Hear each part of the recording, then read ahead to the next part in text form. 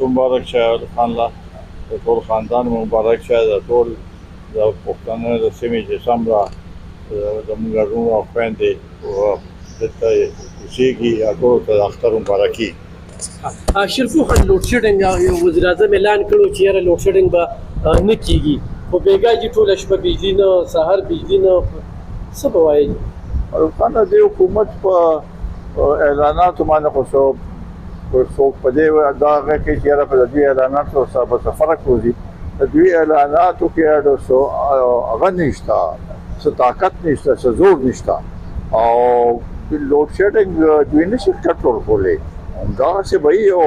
اوس خو کله پکې IMF یاد کړي چې هغوی دا وایي او فلانې دې یاد کړي خو زما خیال نه دی چې لوډ شیډینګ ختم کړي. نن نه 10 کاله پس هم که ګورم دا صورتحال به وي د لوډ شیډینګ او خاص کر په دې اختر کې به دوی پیکیج ورکوو دلته هغه پیکیج هم نشته.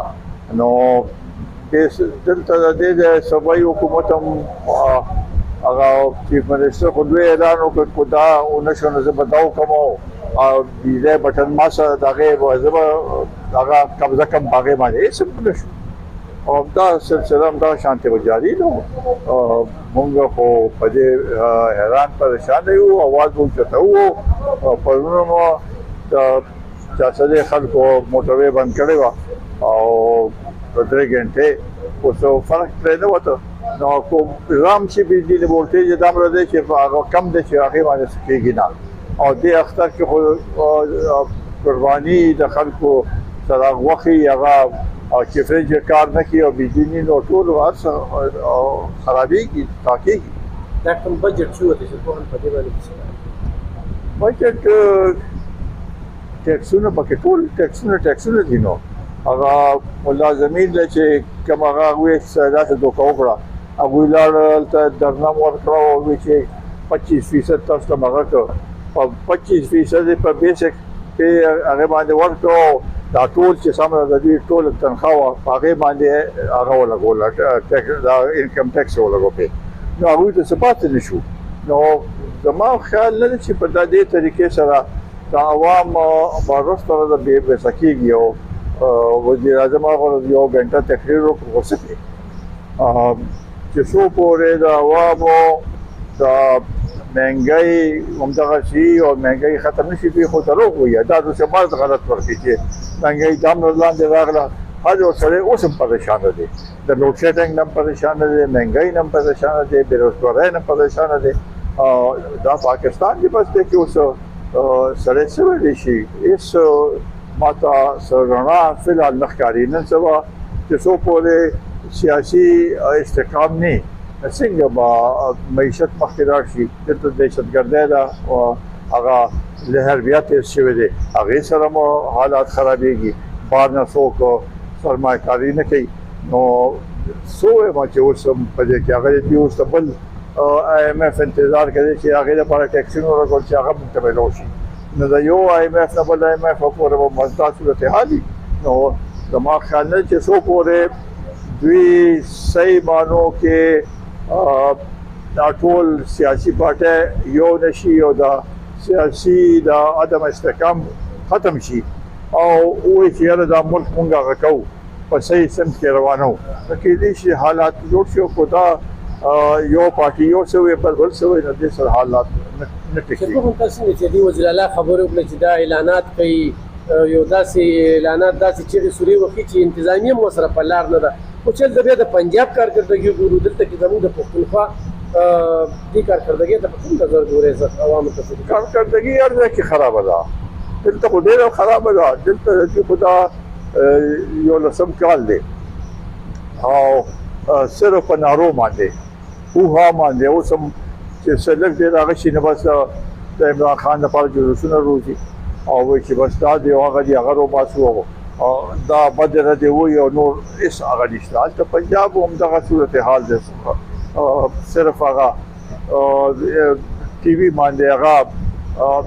ډله کې راشي نور څه شته نه په ټول ملک کې څو پورې چې د ملک ټول معیشت او صحیح سمت کې نه روان نو څنګه به دا ملک هغه شي او صوبې خو دې په هغې کې چې وفات ته مو راته څه میلاو شي وفاق سره په خپله سنې دوی له به څه ورکړي. شیرپوخن چارسدي ته به راشو 11 کاله یو ناغه راله، اوس هم ستاسو د ګیس په منصوبو باندې اکثریت دغه خلک ابتداګانې کوي ګیس ته موږ ولګوم، دغه پیپونه چې کوم دي ځای په ځای پراته دي. نو دا دومره ترقیاتي کارونه به څومره به شي وځي او دې وخت دا کومه ناغه چې راله دا زموږ 400 ډېره وروسته لاړه 11 وروسته لاړه. اوس هغه میډیکل کالج چې و هغه یې بند کړو، هغه د هغې لپاره سخت کال پروس کال زما په 2 لک روپۍ کې سخت کال پیسې هم نه یې ښې، نو هغه بند شو. زما په خیال په دې چې تاسو وګورئ د غنمو کې چې دا کوم هغه وشو دا لوټ مارو شو اربونه روپۍ دې خلکو جوړه کړې او دا کله یو سوی کله بل سوی. زما په خیال دا ملک همداسې په لوټ مار باندې د دې پرسان حال په نه دی او 400 خو وروسته پاتې دي، وروسته پاتې دي. کوم کارونه چې په نیم ګړي پاتې وو هماغه شانتې پاتې دي او دوی سره خو شته نه او کوي مو هغه پیسې مونږ ته پته لګي چې څنګه لګي. زما په خیال دې ځله خو ووټ د هوا ووټ بس واغشتې شو او اوس هغه بیماران نه ښکاري نه هغه وزیران چېرته مخامخ راځي او صرف دا وزیر اعلی هغه بیانات راځي او یا جلسې کوي چې بس زه به دا وکړم او زه به دا وکړم، بس نور څه نشته. د پښتونخوا چې تاسو ته نظر دی دلته کې چې تاسو کوم وزیر اعلی توب یا انټرنل منسټري په هغې کې چې پښتونخوا کې یعنې د چترال غرونو ته بجلي ختل، د ملکن غرونو ته بجلي ختل. پرون چې زه په 2 سرو کې یو ځای کې ناست وم او یو بابا را باندې ماسته وخوړلی وي، دا ماسته باندې ځکه خورم چې د شیرپوخان د کلي او هیمالی په دې پټو کې دا ستنې راوستې دا بجلي راوستې ده. د خبرې مقصد مې دا دی چې اسټابلیشمنټ کردار ته څنګه ګورې چې 11 کاله دا صوبه په کومه دغه باندې کېښودله. زه نیم خبر چې دې ځله بیا دوی له ولې دا تحفه ورکوله، 2 ځله خو مخکې ورکړه، دې ځله بیا صرف هغې لپاره چې توازن یې برابر او چې نور ځایونو کې نورو پاټولی ورکړه دلته دا ورکړه، نو دا خو اوس په صوبې سره ظلم دی. دا درېیم ځل شو چې دا تحریک انصاف حکومت په دې باندې هغه دی چې ته ښه کار یې کړی موږ به یې تعریف کړو خو موږ ته څه ښکاري نه او نه د په دې دا بد رد باندې د صوبې نه د مرکز نه ورته څه میلاویدلی شي، څو پورې چې څه په څه اعداد و شمار سره څه هغې سره خبرې وکړي، دلایلو سره خبرې وکړي، نو کېدای شي ورته څه میلاو شي. دې خو اوس پورې چیف سیکرټري خپل بدل نه کړ او وایي چې زه به دا وکړم. نو زما په خیال دا صورتحال ګمبیر دی او دا به وروسته ده دې کې به اضافه کېږي او د بجټ اثرات چې راشي د 30 جون نه پس نو بیا به د خلکو نه نور داسې هغه به وځي، زور به ته وځي چې